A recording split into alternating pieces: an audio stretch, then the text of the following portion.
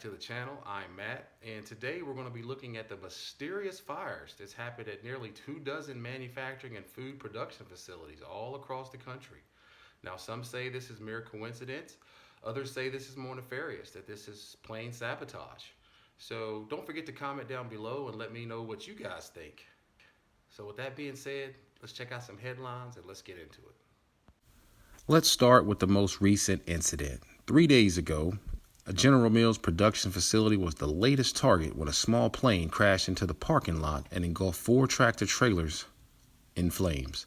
According to reports, the 2 plane passengers did die in the crash.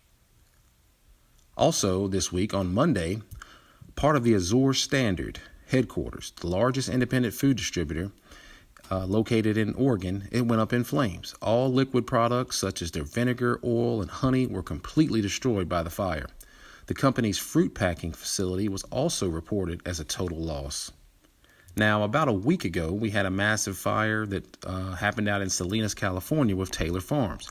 Taylor Farms is the world's largest producer of fresh cut vegetables.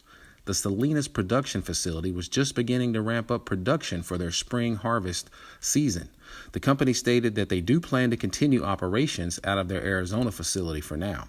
Thankfully, this business has other production facilities available, but as you can imagine, folks, this is definitely going to put a strain on the already struggling food supply chain.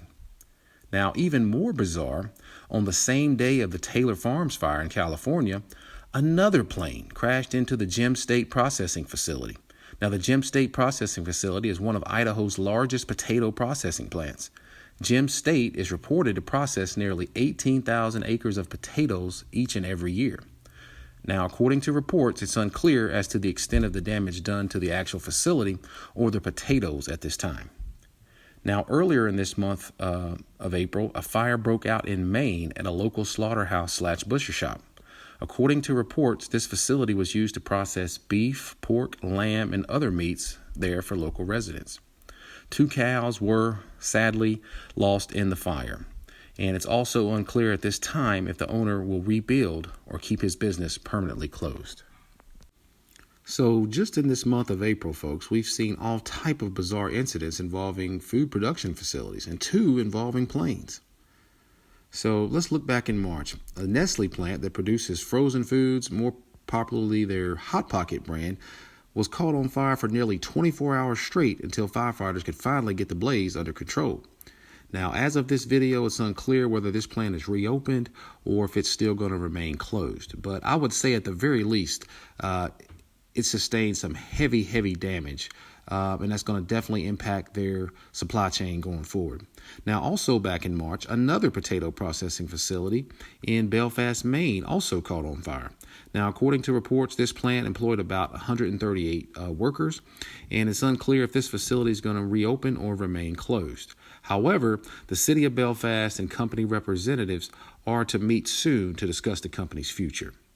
Also in March, the Maricopa food pantry lost at least 50,000 pounds of food in a massive fire.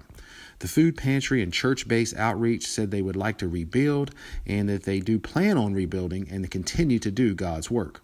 Now, this does seem to be a good cause, folks. Feeding people in need is always a good thing. So it's very sad that they've lost their facility and their outreach. So if you'd like to learn more and possibly assist this food pantry and church in some way, I'll leave the contact details below in the description box. Also in March, the Rio Fresh processing facility sustained a massive fire. According to reports, the facility lost most of their warehouse space and close to 100 truckloads of onions and other fresh vegetables. Now, this particular production plant processes onions and other leafy green vegetables for their particular region. The company said they do plan to rebuild once they're able to do so safely. However, at the time of me making this video, I don't think the production is back up and running just yet, folks. If you remember as well, in the month of March, we had a massive fire at one of the Walmart and Sam's Club distribution centers, and that was in Indiana. They sustained massive fire damage to their main building. And if you've seen any videos or photos from that fire, I mean, it was a huge fire. But thankfully, according to reports, the building next door, also owned by Walmart, was unaffected by the fire. So it looks like they're going to be able to plan to resume operations out of that remaining building. Now, back in February, Wisconsin River Meats, they lost all of their meat processing equipment due to a fire that broke out at that facility. Now, luckily, no injuries were reported to any humans or any animals, but the company owner and spokesman did say he does plan to rebuild, but that it's going to take some time to build it back the way it was, and because they sustained very, very heavy damage. These are some very weird things that are going on, folks, and some very strange times that we're living in. I know there's some, again, that's going to say that these fires, that these explosions were orchestrated. And then, of course, there's some that's going to say, hey, these are just mere coincidences. I don't know either way. I don't think there's enough proof one way or the other. But one thing that I do know, that these fires and these explosions are severely affecting our already weakened supply chain. Not to mention all the mysterious fires and explosions at fertilizer plants. If you've been tracking that lately as well, you'll see that several of those have caught on fire or exploded and had to change production rates and things like that. So there's a lot of weird things going on either way. And our supply chains, as you know, has been weakened over the past 2 years with the pandemic, and it's strained right now. I mean, it's hard to get the items, the goods, the foods that you need. They're just not on the shelves, or it's kind of hit and miss. So before the supply chain breaks down any further, folks, or before it completely comes to a halt, I urge you all now to start preparing. You need to start stocking up on food and supplies that you normally would use anyway. And not to mention how inflation is driving up the cost of food and other goods. We just can't afford any more of these production plant fires or explosions or any more mishaps in the supply chain, or it's going to get really bad really quickly. So again, get prepared, buy the supplies, the food, the water that you need right now while you still can afford it and while it's somewhat still available. Now, if you'd like to learn more about inflation, if you'd like to learn how eventually us as Americans, we may become priced out of the market and can no longer afford to buy the items that we normally do, I urge you to check out my one of my earlier videos.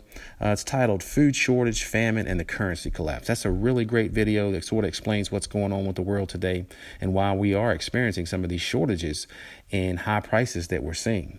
And I'll also leave a link in the description box for that video as well. Well, with that being said, folks, I hope that you're able to learn something from this video. And let's wrap this up. Well, that's going to be it for this video, everyone. Thank you for watching. Don't forget to like this video, share this video, and subscribe to the channel for more content just like this. With that being said, thank you for watching again, and be blessed.